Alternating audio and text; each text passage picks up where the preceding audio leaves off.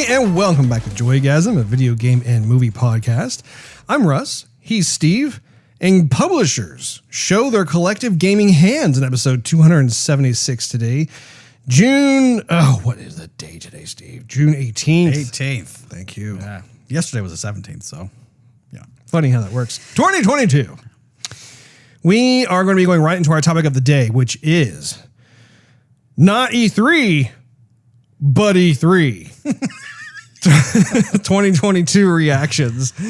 We're going to be actually going through the highlights of each one of the collective press conference. Well, it's not really not even a press conference. It's more of like just the showcases that each one of these companies have given us over the past week. But before we do, make sure you hype up that subscribe button, Steve. And sweaty palm that notification bell. That way, none of you will miss a single solitary episode of Joygasm that drops once a week, every week. Steve, it seems as though you have something just on the tip of your tongue. The PlayStation one was like 2 weeks ago, I think. When was the last week? Yeah, no, Yeah. It was a little farther back, but it was back, first to market, as it were.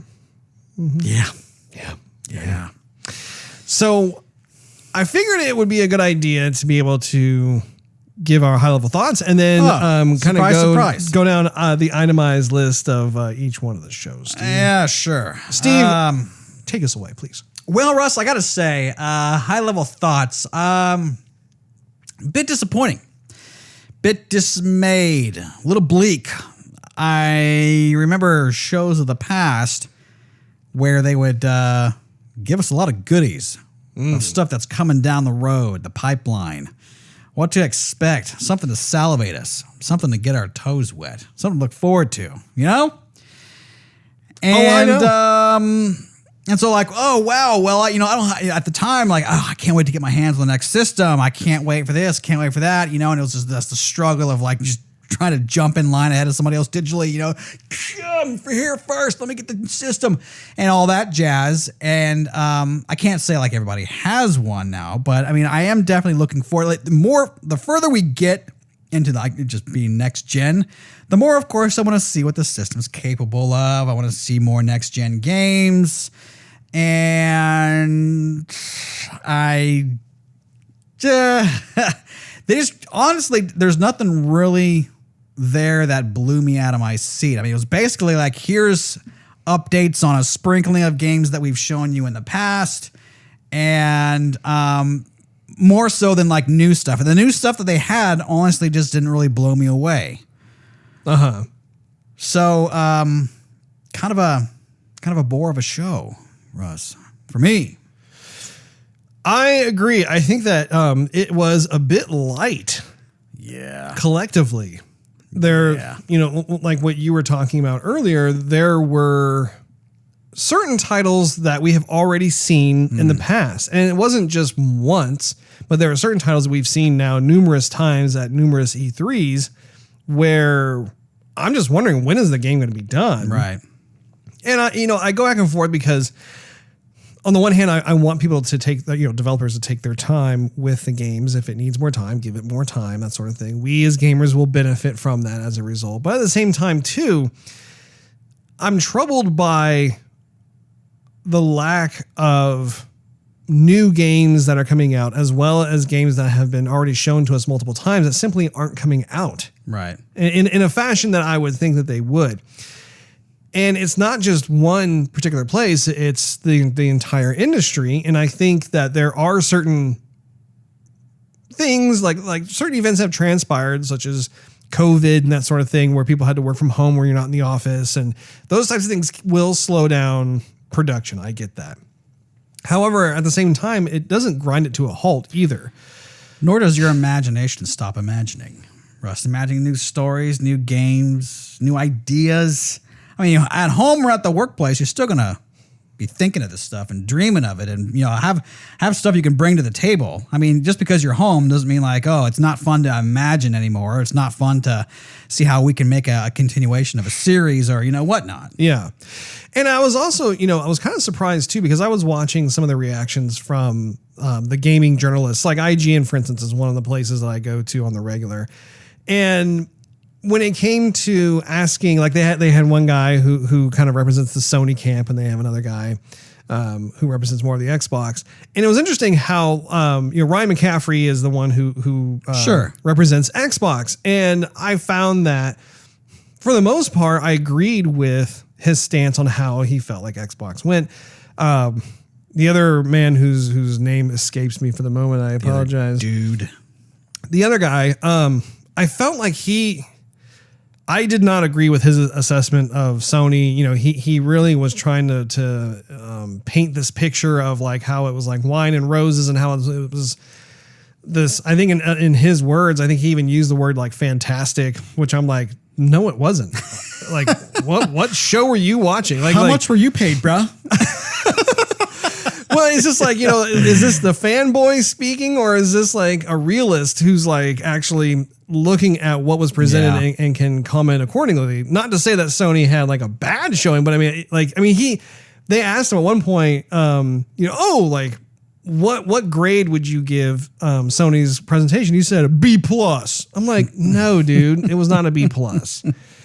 So anyway, it was interesting to kind of like see folks like that give their reactions and their review and their grading of these shows, because, this is precisely what we are going to be doing right now. And I just felt like we are going to have a different type of response to this whole thing than what we saw in the past. But anyway, let's start with Xbox. So, Xbox typically gives, I would say for the most part, very strong performances when it comes to their press conferences. They have these thoughtful shows. They put a lot of production value into them. There are a number of different types of big world premieres. Yeah, I think like the previous show there was like 60 or something like that, or maybe it was a show before. There was like 60 world premieres. It was a lot. It definitely was a lot. Yeah. And I felt like in terms of Xbox, they gave a solid showing. It wasn't like a bad showing per se, but it definitely was not one where like I was like totally hyped and stoked and everything to like, see what was coming down the pipe and be like, man, I can barely contain myself, kind of thing. So, like going down, like I made a list of just the games that I'm interested in that were highlights. So like, Redfall, for instance, was the game that they led off with, and rightfully so, because that game piqued everybody's interest when they first showed the game last year, and they had a whole lot more gameplay to show this time. It wasn't just cinematics, but it was actually like, here's the actual gameplay footage. It's a beautiful looking game. Like you can tell that the ray tracing is used to good effect. It looks like it'll be a really fun romp through co-op style. There are lots of jump out scares and that sort of thing. I look forward to the game. Like there's nothing wrong with that. Hollow Knight, Silksong was another game that they came out and showed for the first time. That was one of the newer titles, and that was like one of those more kind of stylistic 2.5D side scroller. Anyway, what do you think of that game? That's gonna get it. Yeah, I wasn't really too interested. Really? Yeah. Because typically, like you actually are also interested in that style of game where it has kind of the that 2.5D depth, it's a side scroller, but it's like polygonally based and it has a strong style to it. Yeah, I know. So those games, I don't know. So I felt like I was kind of getting, I don't know. I don't want to speak too bad about it. I just needed something more. Yeah, those games are pretty cool. Yeah.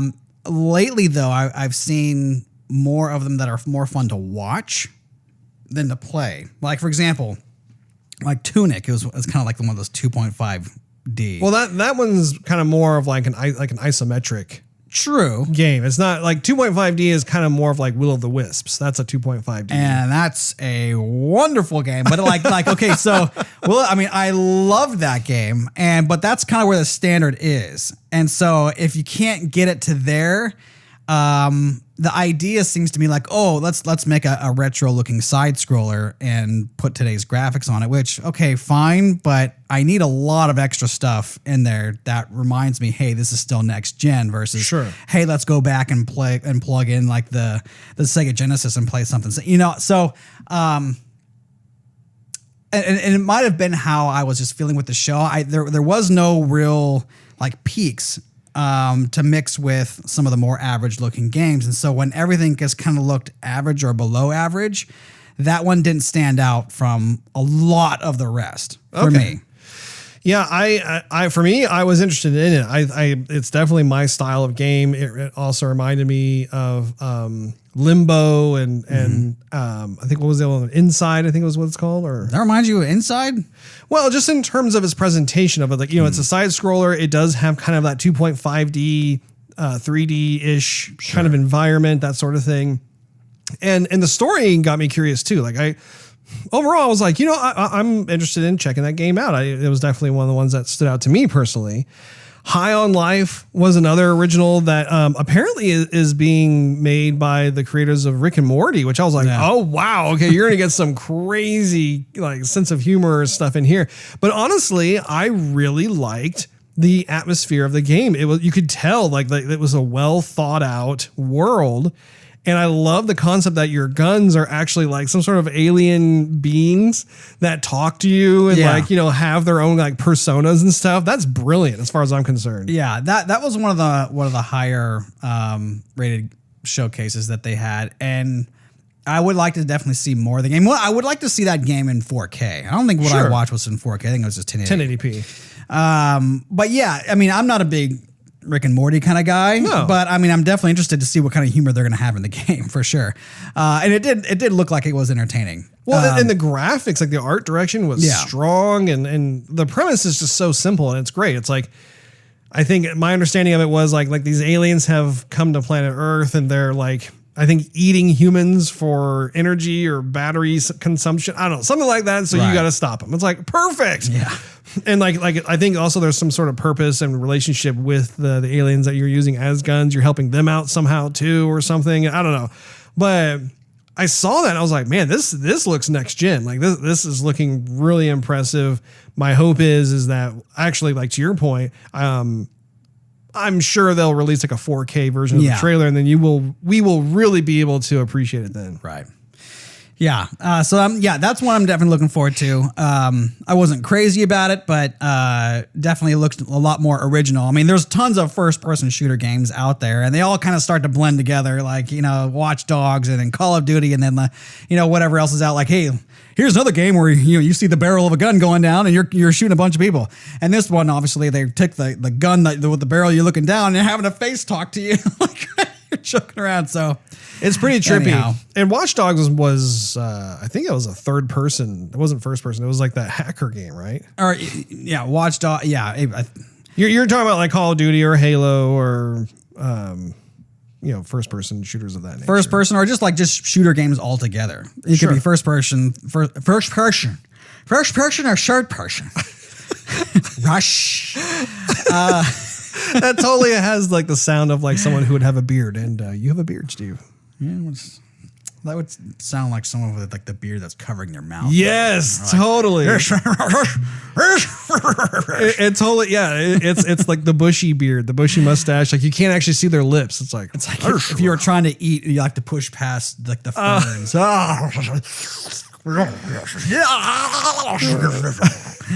There's a mouth in there somewhere.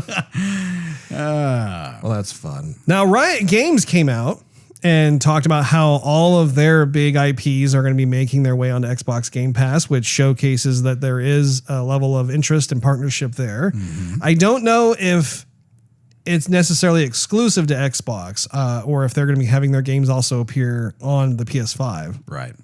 But I mean, for nothing else, I mean, there are a number of games from Riot that are extremely popular, really well done. So that was interesting. It was worthy of note. There was another game that had been talked about in the past, at least once, if not twice, which is A Plague Tale Requiem. And that has always caught my eye. I've really liked the graphics engine on that. I like the premise of it. It definitely looks like something that I would really enjoy playing through. I just think that choking there. I just think. Anyway, 1 second. Okay, I'm back. Okay, cool. Edit that out later. Allergies are making their presence known. I apologize. Yes. That tasted gross. Anyway, I think that game in particular is one of the highlights of Xbox's entire show. I don't think it's necessarily exclusive to Xbox. I think it's also coming out on PS5. But I was glad to see something. And is it coming out this year? I think so. It's coming to Game. I thought it was coming to Game Pass. I have to look at it again. I'm not exactly sure. I think pretty much all the games that they showed, I think it's safe to say, are coming to Game Pass. And like most of the stuff anyway that they said that they were showcasing was coming to Game Pass. So it might be exclusive to Xbox. Interesting. Yes. But yes, whether it's coming out this year or it's coming out next year, I'm not exactly sure. Hopefully this year though, Steve. We'll have to see. What were we going to say? That I agree with you. That Plague's Tale is something that's the graphics have interested me, but for some reason I've never just picked it up. I've never played it. I guess it never piqued my interest. I don't know. I mean, For which one? for a Plague's Tale, what's the one with the rats? Yeah. Yeah. So thinking probably should play the first one before we play the second one. Wait, there was a first one? Yeah. Oh, I didn't know that. Definitely was, Russ. And I think that one's on Game Pass too. Learn something new every day. Moving on from that, Forza Motorsport. What'd you think? So that to me, Forza Motorsport, the regular, not the DLC, Russ. Correct. The regular game, yeah. It sounds like they're doing a reboot because they didn't call it like Forza 8 or whatever, 7 9. or something like that. Yeah, they just called it Forza Motorsport. It might be. So I'm glad that they're continuing the series. But again, like this is not one that I'm gonna play because I'm the Horizon guy. I want all the different locales and the different like just tracks made up of the locales. I don't want to go back to the same tried and true tracks. Really? Yeah, absolutely. So 100%. you have written off Yes. the normal Forza Motorsport. You are not interested at all in the real That's world correct. tracks and everything else. Yeah, pretty much the same reason why I'm not really interested in Gran Turismo. It's because like the same. I remember when playing Gran Turismo on PlayStation. I haven't played the most recent one, of course, but I mean they're like, oh, here you go again. Here's Laguna Seca. I'm like, well, okay. I've been to Laguna Seca plenty of times. Like, okay, but the graphics are better. I'm like, okay, cool, but it's not original. Well, we have all the latest cars. Like, okay, but all the other race cars have the latest cars too. So like, it just feels more of the same versus the Horizon series, which is, hey, you want desert? We got desert. This desert's going to be different than that desert. Oh, you want rainforest? We got that too. You want the beach? We got that too. You want to be in confined spaces within the town? We got that too. And it's going to be, it's made up to an extent because they're not going to track, the entire, map of Mexico and be like, okay, where do you want to go in the country in the next 10 minutes? That's not going to be happening. So, but to me, that always just keeps the series original. It keeps it fresh. And that's why I'm stoked to keep on coming back. I do think that you bring up a fair point, which is that there are only a finite amount of real tracks that exist in the world. And when you have really done an outstanding job as they have, and basically including like all of these tracks from Europe and from Asia and from North America, that sort of thing, you're going to run out of tracks. Right. And at the same time, that particular version of the game is decidedly based on reality more. The Forza Horizon series has a bit more of an element of fantasy to it, right? Fantasy arcade, yeah. Fantasy arcade, kind of more of that, wouldn't it be cool if kind of thing. And you're right. If you were to ask me which one do I prefer, I actually find myself having more fun with the Horizon series.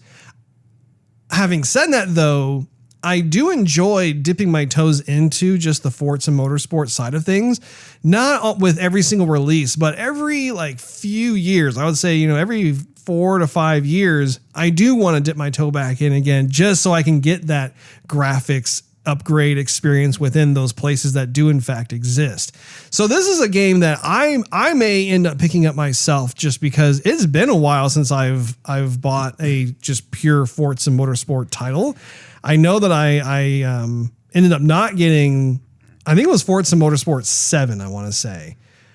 And I may have not even gotten the one before that. I'm not exactly sure, but I think the last Forza Motorsport game I did purchase was the 2013 one. That was like one of the day one releases. So, I mean, that's been almost 10 years. But again, it's, in that almost 10-year time frame, I've been playing every single Forza Horizon game. And so I think that in a way that's kind of telling. So I think it's a beautiful looking game. It is. Well, I think what they do is they will work on the game engine, and then the Horizon series will get the game engine that was developed for the Forza Motorsport series.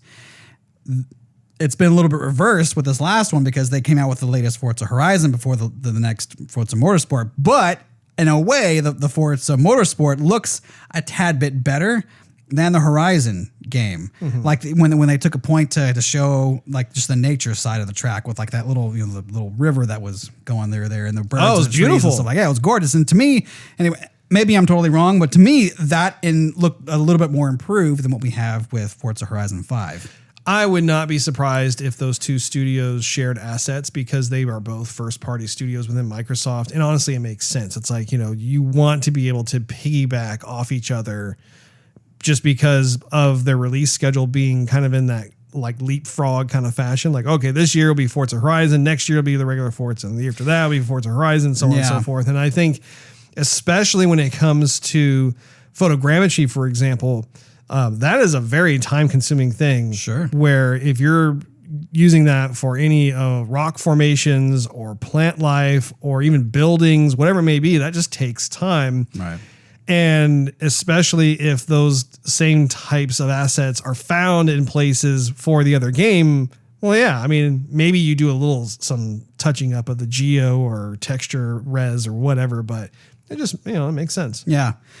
Last thing I was going to say is if you play both games, there's an element of surprise and fun it's an arcade and discovery. side. Yeah, that's not there because cars, like car models, are only released like every 4-ish years, maybe more, maybe sometimes less, depending on what kind of model comes out. But like if you've already driven all the latest cars with one of the two games, and then the next game comes out, it's like, oh yeah, everything you've already driven is still available in this game.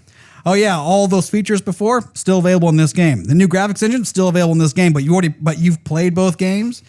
To me, that discovery and that like, oh wow, that joygasm is a bit lost because you've already seen it before on the prior game. So, but if you wait and you just leapfrog, then all that's still there and you can experience everything the first time. Yeah. Yeah, like I said, I'll probably end up picking that up. And again, in terms of like what they had to show, that was definitely one where every shot, I'm like, yep, that looks next gen. It looks beautiful. And so I look forward to playing it. Overwatch 2. So this is something that I keyed upon just because, as we all know, Microsoft ended up acquiring Activision Blizzard this year. Huge, just oh my goodness, I can't believe they did that. And so it's a classic case of how they are having to allow certain pre-existing contracts to play out. And, games like Diablo 4 or Overwatch 2, they have certain types of commitments, especially the older titles. But I'm very excited to see this title come out. I've always been a huge Overwatch fan. I know you're a very big Overwatch fan as well. We've been waiting for a sequel. The current game has really just started to not started to, but for some time now has kind of been on this downward trend in terms of new content, to the point where the fans are like, where is the new content? Like, they were so good for so many years. I would say probably at least the first 4 years that the game was released. where like they were just dropping new heroes and new maps and just new loot and stuff. Like, I mean, they were just on it. New shorts. Yeah, we haven't had a little cinematic short in a while. Short films. I like those. Oh, they're great. The whole thing is so well thought out. Yeah. So when it comes to Overwatch 2, I'm very excited to see the new graphics engine. From what we did see, it doesn't look like a tremendous departure from the first game, which is, I go back and forth because it's not necessarily a bad thing, but at the same time too, like I want them to really polish what we can see. And again, because these videos that we watched were in 1080p, I don't feel like we're getting like the proper representation of these titles. I have to watch that game also in 4K to get an idea of that. Yeah. I mean, this one looked no better than the first one though. That's the thing. There were chunks, I want to say, where like for instance, when I saw Diva, she looked upgraded. Like it's like that whole hero screen where like she's, standing there doing her little like pouty face thing. She definitely looked like just worked on, upgraded, looked better than she looked in the first one. But you're right. Like there are other instances where I would see like Doomfist or Tracer. Tracer, I would put it in between like a Diva and a Doomfist in that regard. Cause like there are certain shots I've seen, or certain videos I've seen of Tracer where she does look upgraded. It's like, okay. So yeah, it's like this weird thing where like, even Mercy looks upgraded. Like there was a brief shot in there of her. She clearly looks like she has more geo to her body, and like just the overall look just looks great. So yeah, I'm not 100% convinced that like everything about it is going to be like this like completely upgraded experience. But again, we have to remind ourselves that this is Blizzard. So they're renowned for like every time they make a sequel, and just all of their games have just huge amount of polish to them. I mean, like Diablo 4, for instance, like, they did show some stuff at Diablo 4. It looks way better than Diablo 3, which when that was released back in like 2012 or something like that, looked way better than Diablo 2. So they have these huge leaps that they typically do with their titles. But the thing is like, okay, so even if it's not 4K, it should still blow you away at 1080p. Like you shouldn't like have to see, if I put in a 4K movie and I put in the 1080p version of that movie, there's going to be somewhat of a resolution difference, but it's not going to be like, oh, you got to watch it in 4K. It's not even the same movie, sort of thing. And so like, yes, the game is going to, or the preview is going to look better in 4K, but it's not going to be entirely different. Like when I play Overwatch, the game, which is on 1080p on my regular Xbox, not even like my Xbox One X, just my regular Xbox. To me, that looked better than what I saw at the Xbox showcase. See, and I would caution you on those types of observations just because as someone who makes videos for a living, I can tell you that like when you make certain videos, especially if you do it with a variable bit rate, that is going to affect how clear and crispy the graphics look. And it has nothing to do with the game engine. It has to do with the way that the video is rendered. So in these instances, I think that people have, depending on who they hired and create these videos, they just are not a proper representation of how the game looks, which is why I always wait for the 4K videos to make my final like judgment call on these things, because then you're dealing with, it's not so much a variable bit rate at that point, which, I mean, technically you could still have that. But it's more of a constant bit rate, which, it's different. And the numbers of those are way higher. Like to give you an idea, not to go too technical here, but like, sure, Russ, go ahead. In a VBR, you have numbers that basically oscillate between like 10 and 12 as like an average, versus like if you render out like a 4K video, even if it's still a VBR, the numbers are going to be like between 40 and 60. So think of it like basically the higher the number you have when you render a video, the more like 1-to-1 accurate it's going to be. So that's why I say, I encourage everybody to watch the 4K versions of these showcases. True, but I mean, like, What, Steve? You're gonna school me on video? No, I'm not gonna school anybody. But I mean, like, if I'm gonna present something to somebody, I'm not gonna be like, okay, well, this is not gonna look nearly as good as it's gonna look in a video bit rate. I'm guessing what VBR is, and this. But I mean, if variable, okay. So variable bit rate. Okay, so I'm gonna present this to the masses, and I'm not gonna present it the way it should be seen. And that's the decision I'm going to choose. So I don't know what goes behind the scenes or what kind of work does that. All I'm saying is, okay, if this is our chance to sell the anticipation of buying the next game and the next gen, I'm going to do everything I can to make this look as polished and the best to present to the world as I can from the get-go. Yeah, and it's been a part of the transition, honestly, because we are still very much in that transition state of 1080p versus 4K, and you have a number of folks who still just watch their videos in 1080p because they don't have the bandwidth to be able to like quickly load. I mean, again, 4K videos, the file size, everything about it is just bigger. Sure. So I think that's part of it is like, when it comes to these presentations, they want to be able to quickly get this stuff out there. And then, of course, they are going to be releasing a 4K version of the video a day or two after like the initial release. I am looking forward to the day, though, that when they do these showcases, like whether it's live streamed or if it's recorded, that everything will be in glorious 4K. Kind of like our show. Watching. Joygasm, a video game and movie podcast in glorious 4K. Each week, every week. If we can do it, so can all of you publishers.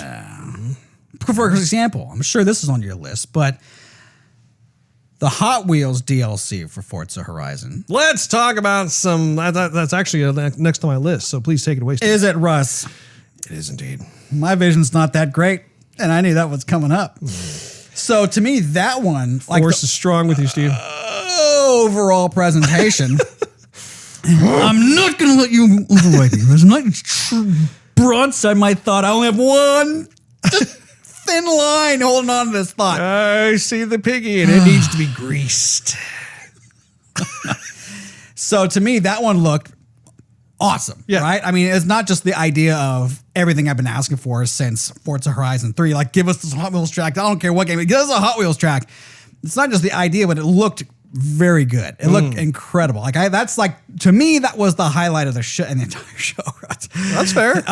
But if you compare the two, it almost seems like whatever they did differently in the Horizon DLC versus the Overwatch sequel looked better.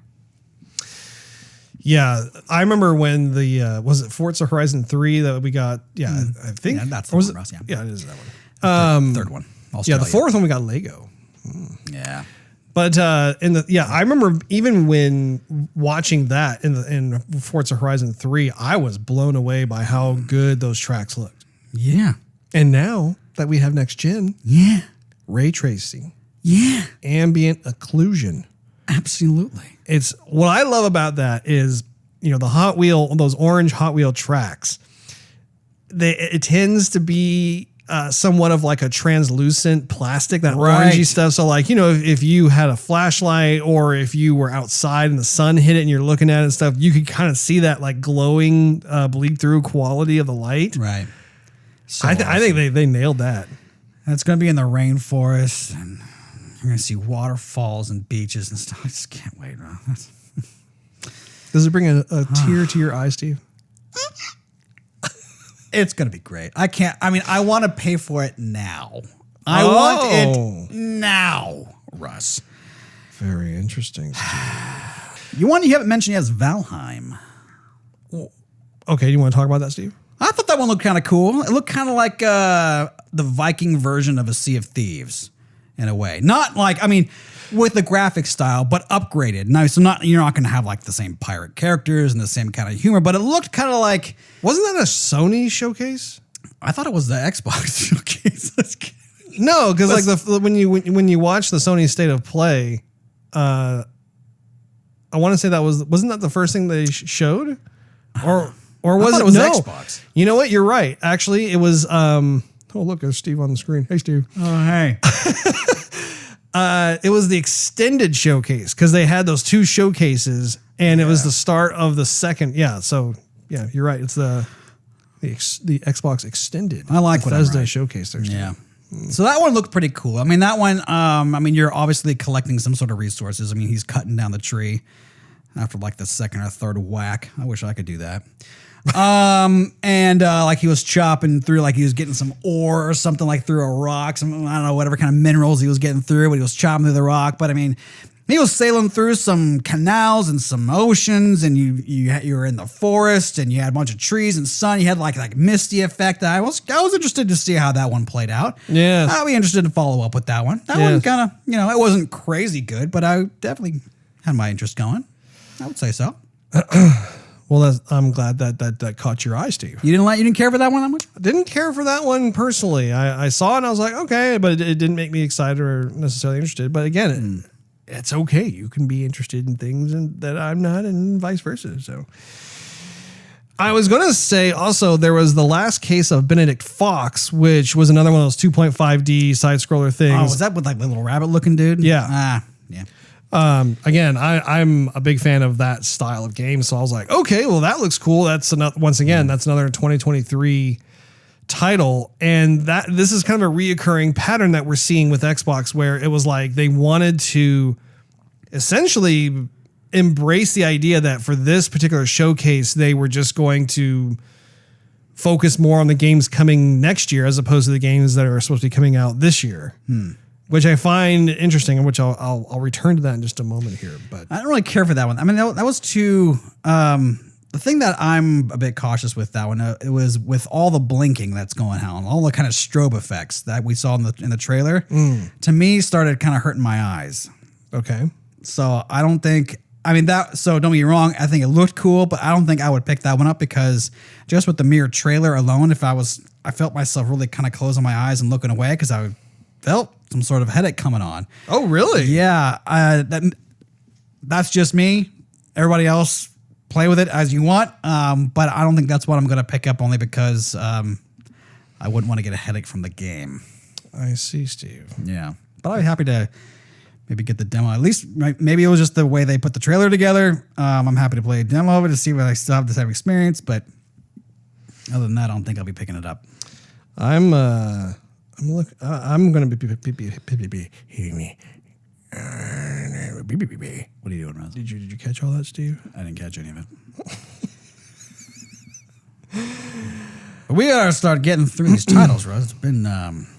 Oh, Steve, don't you worry. We're getting right through them. There was one other one called Cocoon that was coming out in 2023 as well that they were showing. That caught my eye. Did you catch your eye, Steve? I know the game you're talking about, but no, I didn't really catch my eye, Russ. Didn't really catch your eye there, Steve? No, that's too bad there, Steve. Well, so those were like the ones that I had on my list. And this is where it leads me to what I was going to get to earlier. Okay. Looking at like this list of games that I have right here that we were going through. I mean, like you look at it, it's like, okay, well, there are a solid number of games that they were showcasing, some of which we had already seen before, we were seeing more of, and others that were slated for next year's release that, perhaps were new. But I found myself thinking, okay, over the last several years at various E3 press conferences for Xbox, Phil Spencer has been really, I would say, assertive in talking about like how many studios that they were acquiring under the stable of Xbox, and also how many were actively working on games. I mean, like I remember even before they acquired Activision Blizzard that they had all these other publishers, or not publishers, but developers that they had amassed, and it was something like 16 or 20 different developers. And so what was interesting was like I was going through my own list here of no-shows, which is like, in this particular, not E3, but basically E3, is, Hellblade 2. Where the heck was Hellblade 2? Like they were pushing that for the last at least 2 years. The 2 cycles of E3 have come and gone, and like they were showcasing, some of the tests they were doing with like the lighting and geo, kind of pushing like what the Xbox Series X could do. And then the following year they had like actual gameplay. It was a no-show. Like, where the heck was that game? Replaced.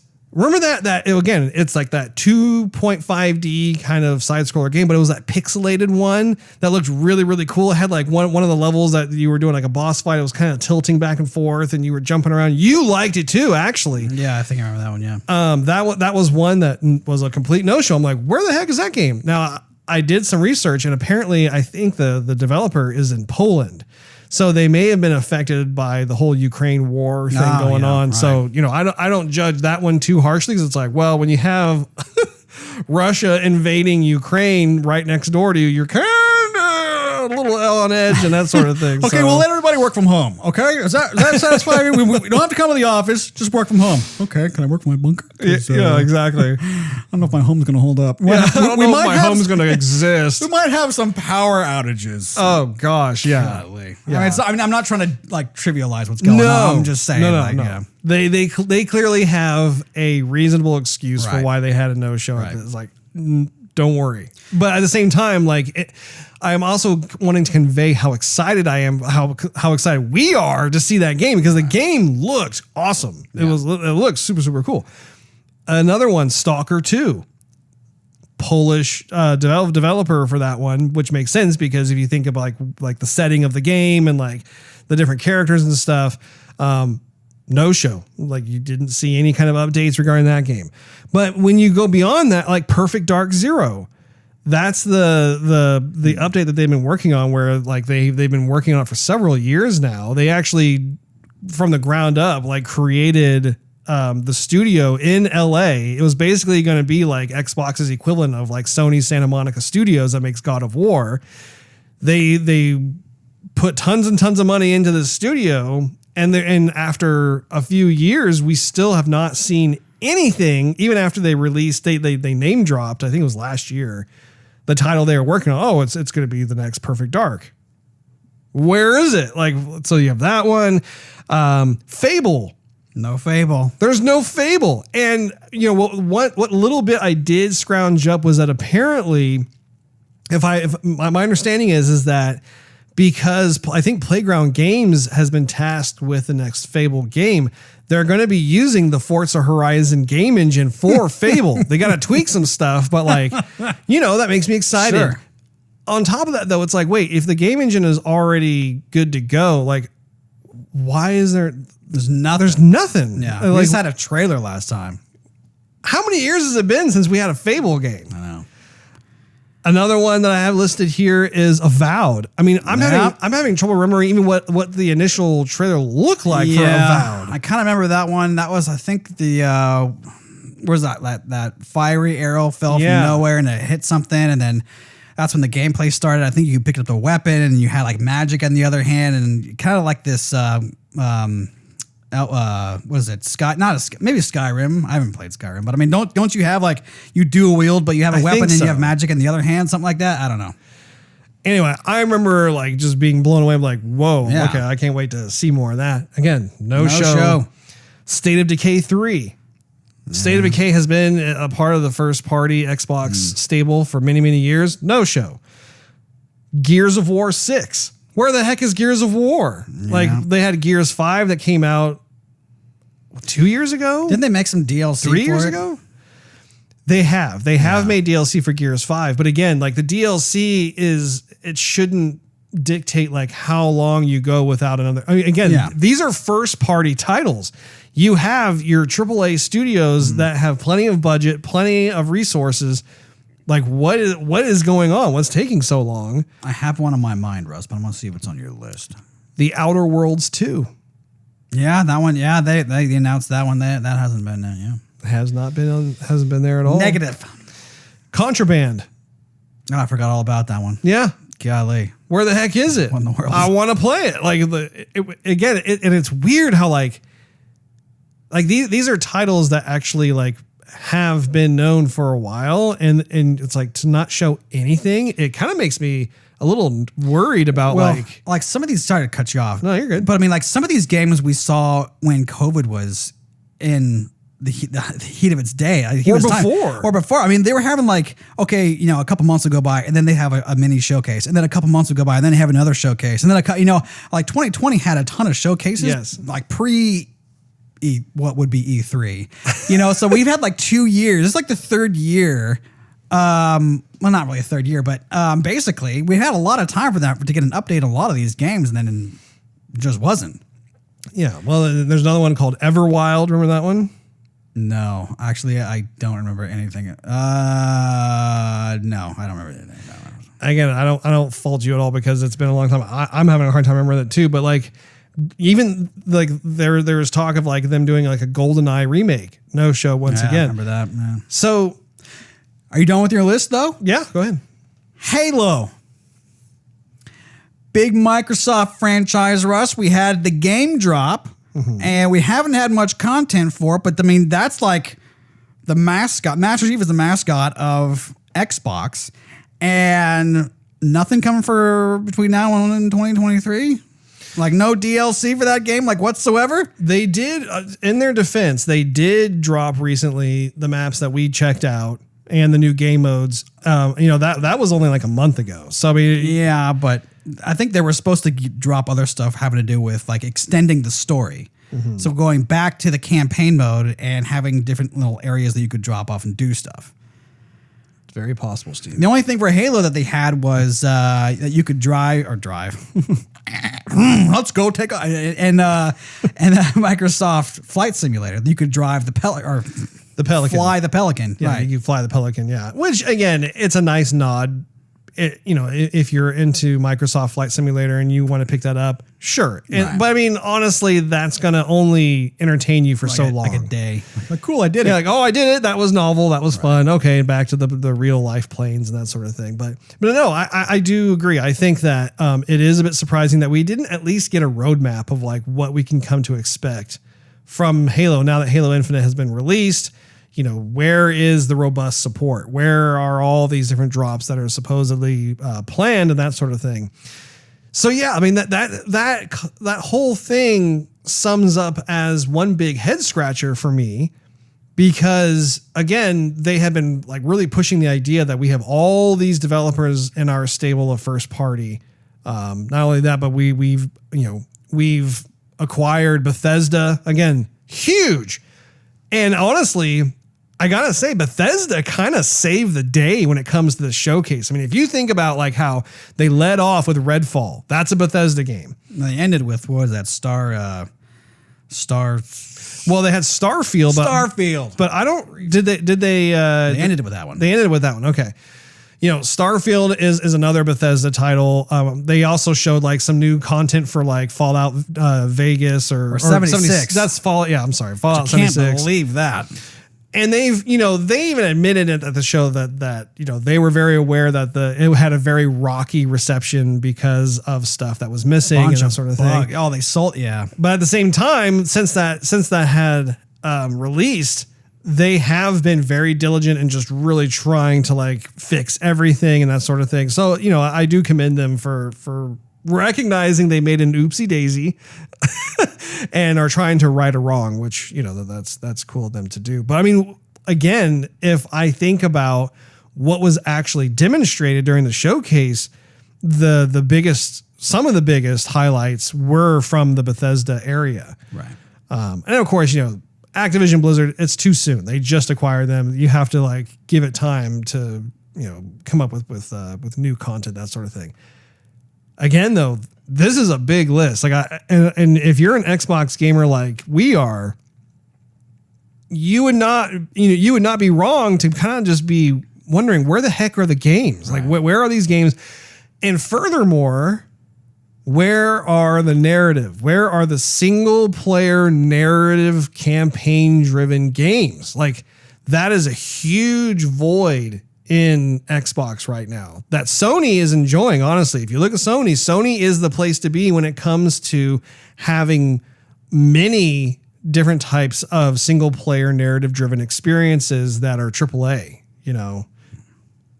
Horizon Forbidden West, The Last of Us, God of War. I mean, like the list is that's just the ones I just listed off the top of my head. So that's, I think that if I were, what's that? Discouraging. Well, I think if I'm Phil, I think I need to kind of have a kind of an all hands meeting with the developers and put together some kind of fair but realistic schedule that basically, it reinforces that accountability and saying, look, you're not like a third party developer. You're not an indie developer. You are part of the Microsoft family. We need to get you on a schedule here to be able to deliver based on different types of games. So that way it supports the notion that we've spent all this money acquiring all these studios and that they're not just radio silent the whole time. There's got to be some kind of progress. I mean, essentially that's what E3 is. All of these showcases are basically progress reports. Right. Where are you in your game? Oh, this is where we are. Here's some new stuff. We have some news for you, so on and so forth. So, what would have been nice, Russ, is if they weren't going to show us a lot of, head turner games. If they would have said like, hey, here's some hardware that's coming out. For example, like, the Xbox, you had the regular one, then you had the Xbox Series S, and then you had the Xbox Series X, right? And so you had these multiple generations of Xbox that had little hardware bumps to them, more memory, faster speed, better graphical improvements, whatever. And so it's been a couple of years since the One X has been out. And you mean the Series X? One of the Xboxes that has Xbox and X in it twice. This is an example of why this is not a good idea. Xbox Series, not one, no. I'm going to cut you off because the answer is that the Xbox Series X and the PS5 haven't been out long enough in order to warrant a hardware upgrade. On top of that, it's still extremely difficult to be able to find a PS5 or an Xbox Series X in the stores. It's not like you can just waltz into like your local Best Buy and still get it. So with that type of challenge in mind, it would not make sense at this point in time to do that. Maybe in a couple of years, sure, I could see that happening. Yeah, I know. But I could fantasize about it, Russ. Because Fantasize about it, Steve? If, let's say they did, and then everybody who has a One X goes, hey, I want to sell mine to get like the One XS. For I don't even know. $25. Actually, I think they'd probably pay more. No, they wouldn't. Yes, they would. There was a time when I think it was GameStop was giving you like $150 because they were needing the chips. Like 2 years ago, maybe. Anyway, my fantasy, not yours. Anyhow. I'm sorry, Steve. Please elaborate on your fantasy. A lot of people would sell their Xbox to get the new one. That would give the One X to a lot of people who don't have it, satisfying that demand, and then a lot more people can play next-gen games. Moving right along to the Capcom stable, Steve. Well, if you're going to talk about Capcom, you might as well talk about Sony, Russ. I'm getting there, Steve. Just all of it at once. I am getting there. Okay, so Capcom is going to be pretty brief, just simply because the two games that stood out to me, first of all, Street Fighter VI.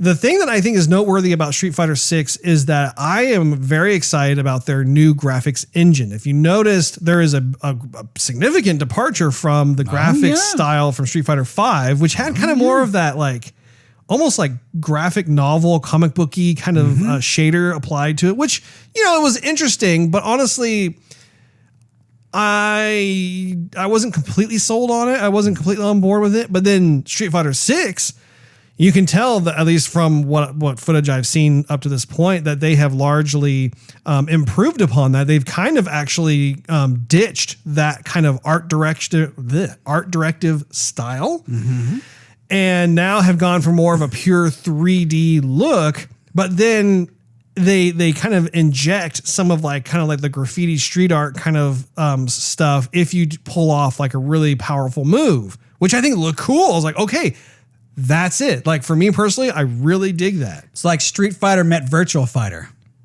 What do you mean? And then had a next gen baby. and something like that. Sure, Steve. Yeah. Anyway, I'm excited about that. I know you're not a big fighting guy, but I'm a lover, not a fighter. Street Fighter 6 is definitely on my radar. I will be picking that up. Looking forward to that. I have Street Fighter 5. I've been enjoying that one. Especially since that was yet another case where certain features were missing for a while, and like fans are like, "Where is like the arcade edition? Like what? Like I just want to play it like how the classic Street Fighter arcade is." And Capcom made good on that. They eventually brought out other characters. They brought out like the different modes and stuff. And so, I mean, Street Fighter 5 is a great game. Mm-hmm. I gotta say though, 6, I'm there. I'm very excited for that one. And then the other game that caught my eye was Resident Evil 4. Is the Resident Evil 4 remake? Mm-hmm. We knew. What do you think about that, Steve? Yeah, I'm looking forward to that one.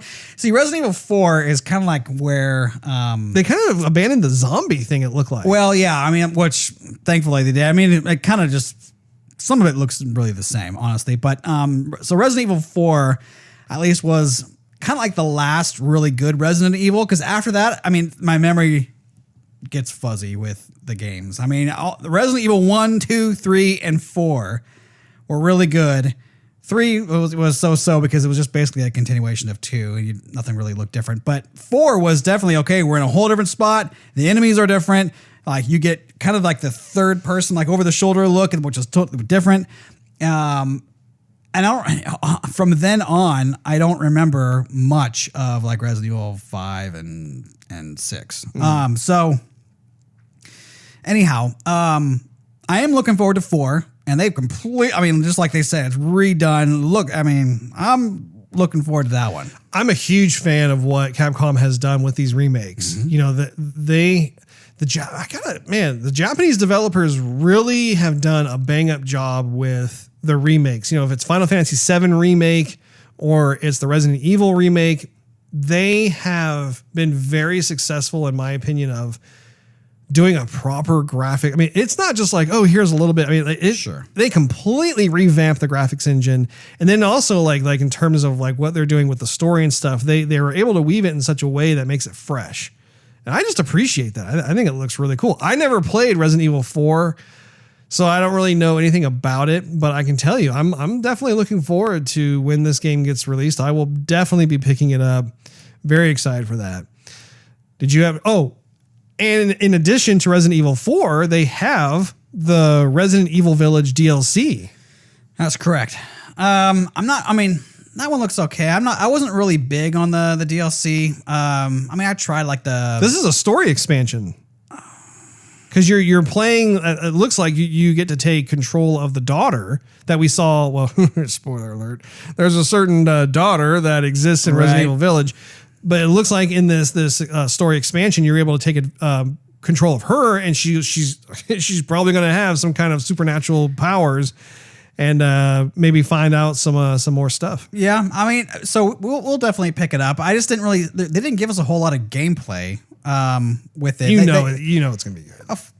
I'm hoping. I love the game. Yeah. But like the other DLC where you get to play like Dimitrescu and a couple of the other folks, like is that out already? Or is that coming out? I think it's probably coming out. Okay. Well, like you can play Ethan as like third person again. Yeah. So I mean, that actually may all be a part of the same package. I'm sure it is. Yeah. I mean, so that's kind of cool, but I didn't see anything. What would have been cooler is if they said, "Hey, here's a little graphics bump or whatever," because they put the game out, I think, capable. Yeah, they did on both systems, and so they kind of had to put it out at a performance that could exist on both. But it wasn't a truly next gen title. Well, I played it on both. I know, but a lot of these titles, what they do is they've designed the graphics engines in such a way where it's almost like it's like an iPhone setting. Like basically you go in and if you choose like, performance mode versus like graphics mode or whatever, that turns on all the next gen stuff. So like you are in fact getting a next gen experience, and it's a smart way to do it too, because that way they can sell the game to both like, the previous gen and the current gen stuff. But yeah, it's by and large, I mean, like when you turn that on, you are getting most, if not all of the bells and whistles. So for example, with the Horizon Forbidden West, and Sony showcase. They're like, okay, well, we actually did give you a graphics bump beyond what we were saying what the game was capable of. So the game was available for PS4 and PS5, and yes, they had, the PS5 will obviously look better, but I mean, they're giving you that much more of a bump with the DLC. So, and they had a kind of a back and forth. So the game's going to look even better when you get the DLC, just because they put. Yeah, sometimes that happens. Like The Witcher has had that happen. Right, to exactly. itself. So that's the kind of thing that I wanted to happen with Resident Evil Village. Yeah, it's such a beautiful game. Beautiful, I tell you. Yeah, indeed. Do you have anything for Sony? Because I mean, Capcom blended with Sony because they both showed the Resident Evil 4. Yeah, I'm glad that you brought that up because they did. Sony did this more so than Microsoft. I mean, they all do it. Where like they'll have like third-party developers get presented during their particular showcase, and Capcom was definitely showing a lot of their stuff in the Sony camp. One of the, if we pivot over to the Sony State of Play, so the Sony State of Play came out, I think, June 2nd. Is that right? It came out like June 2nd, really early, beginning of June. Yeah. And it was short. It was like 30 minutes, if that. Yeah. So that was a bit surprising in the sense that, once again, this is typically the season where you want to really bring out your big guns, bring out anybody and everybody, show like what people are working on for your console to get them excited. And I was just really surprised. Microsoft had a much longer press conference. They showcased more games, that sort of thing. And within Sony, it's like there was more of a reliance on third-party stuff. Like, for instance, we also, in addition to the Capcom titles, we got to see some of the Square Enix stuff. So Final Fantasy 16, I believe it is, it's coming out. Are you personally excited to play that game? So being the resident Final Fantasy fan. You see what I did there, Steve? A little combination of the old Capcom and Square Enix. Yeah, I'm going to say no. Really? Yes, I'm not. Now, a lot of the Final Fantasies kind of started to look and feel the same after like 12.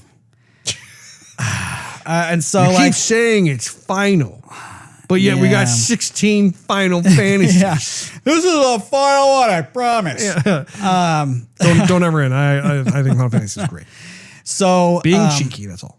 Yes, but it just looks like the same kind of fun. Like the characters looked a little bit different, but it doesn't. There's not a huge departure from. Let me guess: spiked hair, big sword. Yeah, I mean, fashion forward. So when I played 7 and then 8, there was like a pretty big difference, and then definitely like 9 was different huge. too. I remember that. And then 10 was So after that though, it started to really feel the same. The character, like the voices weren't too much different. The characters kind of all had the same personalities. The spells were the same. I gotta totally agree with you. Like 7, 8, 9, and 10. I remember that time period when you were playing it, and huge departures and stuff. Yeah, that was like the sweet spot. Yeah. So lately, it just doesn't seem like there's that much difference in the Final Fantasies, and I think others have shared the same feelings, if I'm not mistaken. I mean, I've definitely read that online, but I don't know. So to me, I think I'd pass on it. Okay. Yeah, maybe if it came to if Square released it on Game Pass at some point, I'd definitely try it. But I wouldn't really go out of my way to get it like on day one. Now, another third-party game that was visually impressive and looked downright scary was the Callisto Protocol. And that is by developer Striking Distance Studios, who is also located in the Bay Area, actually. I want to say they were like in Walnut Creek or something. But anyway, I think that there are folks on that team who worked on Dead Space. So it makes sense when you watch the trailer, because there is kind of a Dead Space vibe to their game. But I mean, graphics engine looks crazy impressive. The enemies look terrifying. I don't even know if I'm going to be able to play a game like that, because there's only so much like horror I can take before I'm just like, I gotta go to sleep at some point. However, having said that though, like for those who are into that kind of game, I mean, it looks impressive. So didn't they have a version of the Texas Chainsaw Massacre on Sony's They had something like that. Yeah, there are a number of survival horror type of games that are being released. I mean, even on the Xbox side, I didn't talk about it, but there was that one in particular that has been shown for several years now, and it just looks disgusting. I can't remember what it's called. I want to say Spore, but that's not right. It's something else. Mold. It's something. I can't remember exactly what it's called. Mildew. Oh, gosh. Yeah. But yeah, going back to Sony's showcase. Sure was. Those were like the two games that stood out to me. Were there any other titles that stood out to you? No, which was, in shows previous, if one show was better than the other, like you could at least know that, okay, Microsoft really hit it out of the park, or like, oh man, Sony's going to have a great year. But this time it was just like both shows were really not that great. And I mean, I remember watching the way I watched it was Microsoft, Capcom, and then Sony. Mm-hmm. And so I watched Microsoft's show and I thought, okay. Well, actually, it used to be EA. True. Like the Capcom show, we would just kind of, that'd be one of the final shows we'd watch because they're just smaller. But it would typically be Microsoft, Sony, and EA. And then we would find out, find the shows for like Square Enix and Ubisoft. Capcom. Yeah. But I mean, I'm just saying, like, the shows that we are talking about today, that's the sequence that I watched them. And so I thought, okay, well, Microsoft's wasn't that great. So maybe this will be the year, like 2023 will be the year I'll get like a PS5. Yeah. And so then I saw the Sony show, and then I'm thinking, well, I guess I'll save my money because there's nothing really that I'm on fire about looking forward to 2023 and the remaining 2022 for Sony either. So, it just seems like there's kind of a lack of originality or imagination or something that's happening because, I don't know, I'm not really on fire. I mean, there's stuff that were highlights, but nothing that was blowing me up. Like there's no Joygasm really besides DLC that I liked about all the shows. Yeah, and even Sony had its own case of no-shows. Had its own case of no-show syndrome, right? Where God of War. Yeah. Where the heck was God of War? They even last year they made like their announcement trailer, right? It had like the logo and so like, oh yeah, they're clearly working on the sequel, that sort of thing. Nothing. Didn't they have a trailer at some point between now and then? I thought they had a trailer. Maybe I can't recall. They might have. It may have been pretty brief. It was like, well, see Sony's. I'm going to make this brief because I don't want to digress off this, but like basically both Xbox and Sony have gotten into this like tit for tat thing where it's like, oh, well, we will have multiple shows during the course of a year to showcase different types of games in progress and that sort of thing. I have a love-hate relationship with that because on the one hand, it's nice to get more shows and be able to see stuff, but at the same time, that means that like they're purposely like not showing stuff at certain points in time because they want to save it because they want to see what the competition is going to show. Oh, and then we just miraculously have this we're going to show. It's like this like game of poker all year long. Right. Anyway, that's all I'm going to say about that. Going back to the Sony camp, though, like another no-show, like, there wasn't a Last of Us 3. There was no new Uncharted game. Again, if I'm looking at what type of very popular, first-party AAA titles, there just weren't any there. So I'm like, where are you guys? What's going on? So like, should I spend any money with you or not? And, again, I look back on my library. For instance, Horizon Forbidden West was released this year.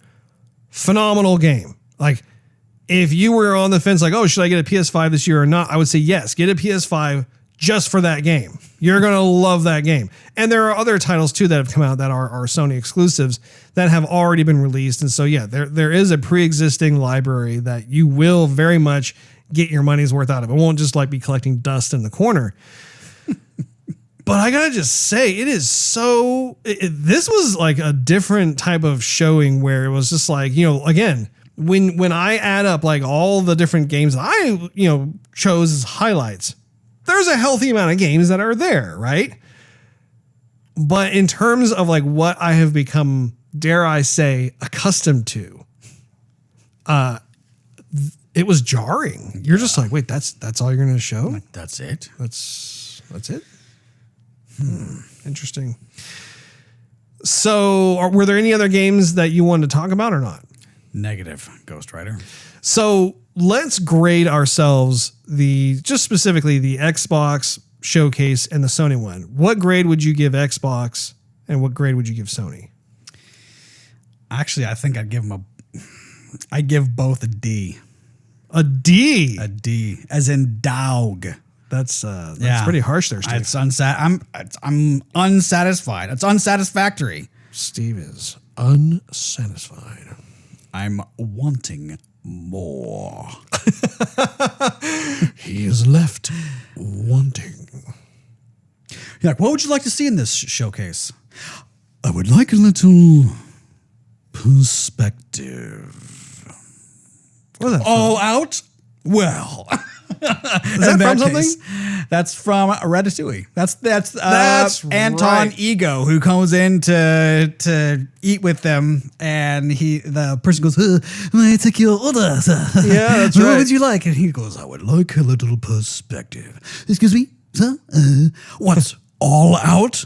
Well, in that case, allow me to provide the perspective, and you to provide whatever. I can't remember the whole thing, but that's I like it. Very good. Yes. Good show, Steve. Gracias. Well done. So you give both places a D. Absolutely. I'm not going to be as brutal as you, Steve. Softy. Because once again, like I'm going through this list that I've made, and you can't deny. I mean, like Xbox, you had Redfall, Hollow Knight, that Silksong. was your list. It's my turn. To talk. Not my list. High on Life. You had the Riot Games announcement of all their games come on the Game Pass. Excuse me.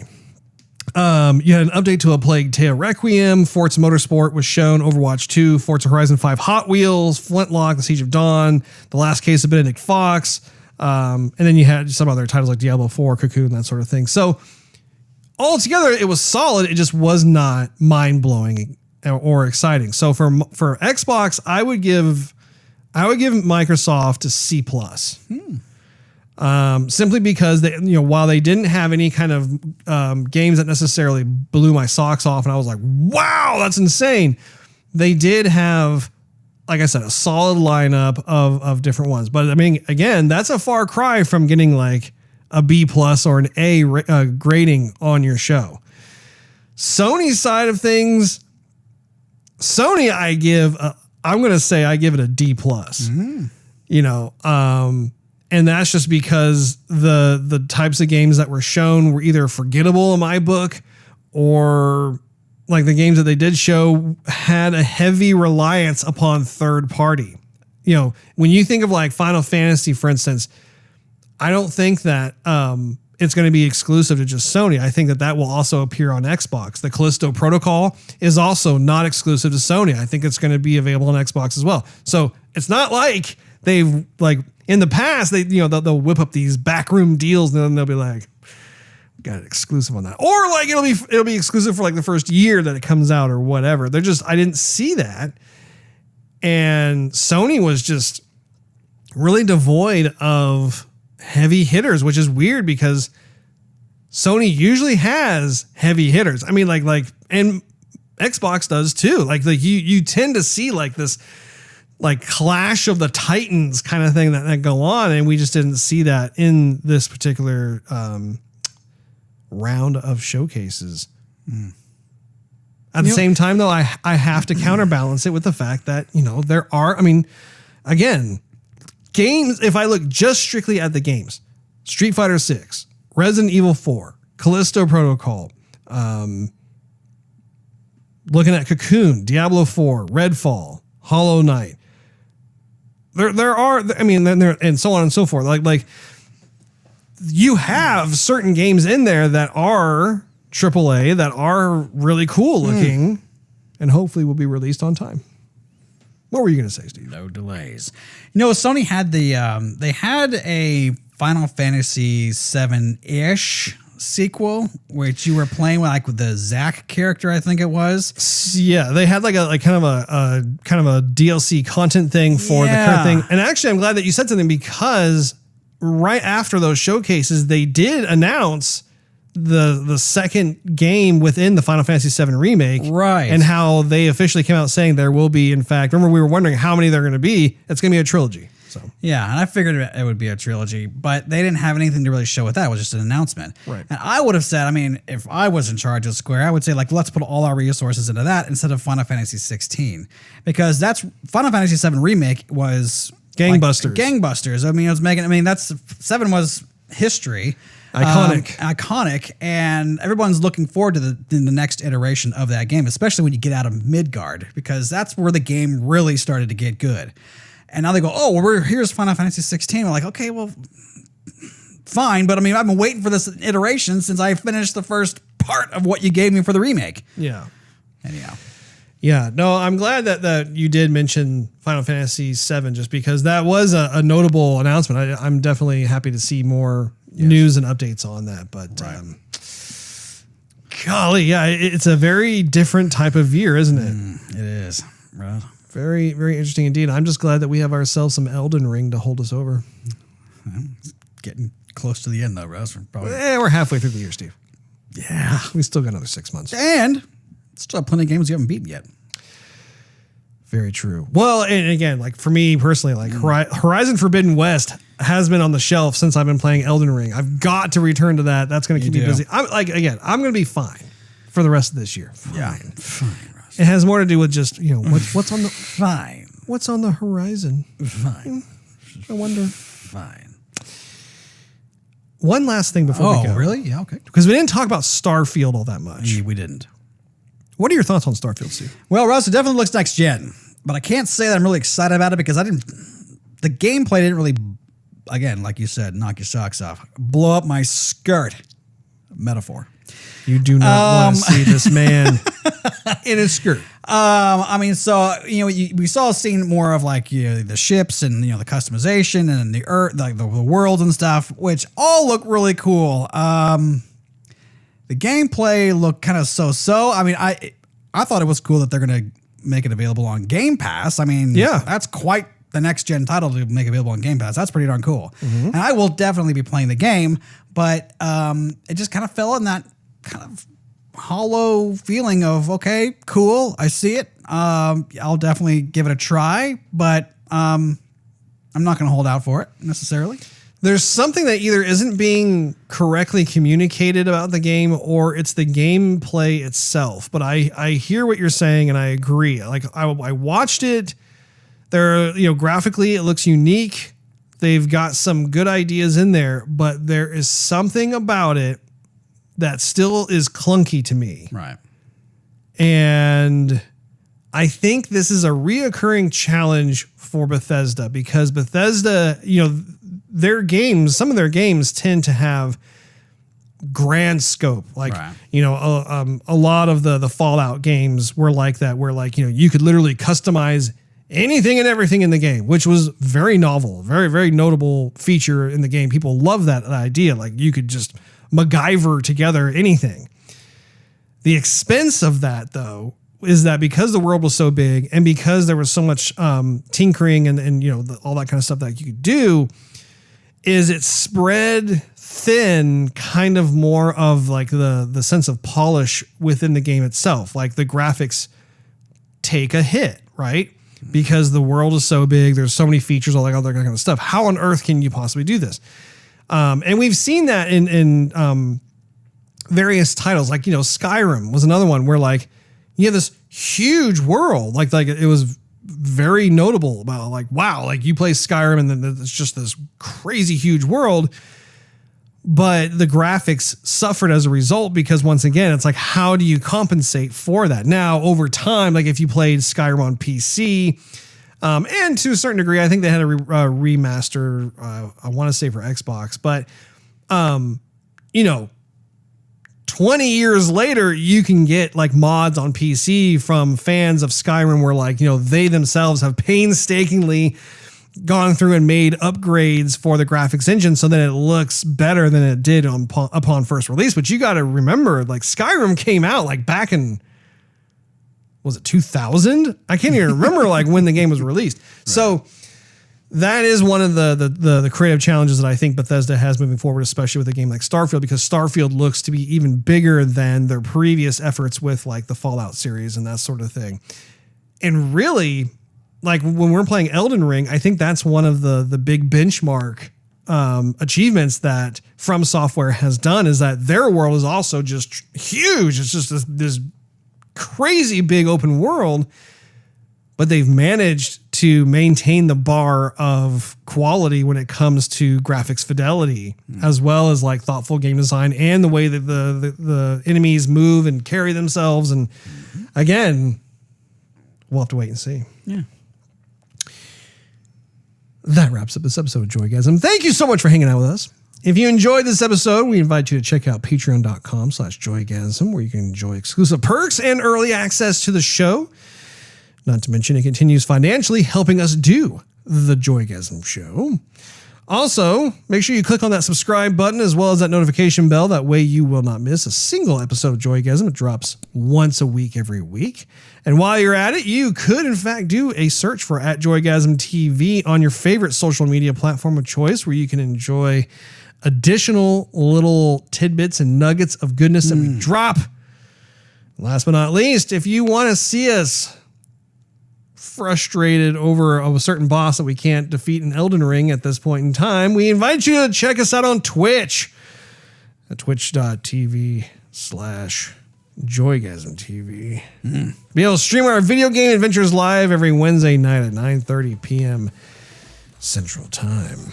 We will look forward to hanging out with all of you again next week, when I believe we're going to be talking about Forza Horizon 5 Hot Wheels. Good times. We'll see you then. Latest.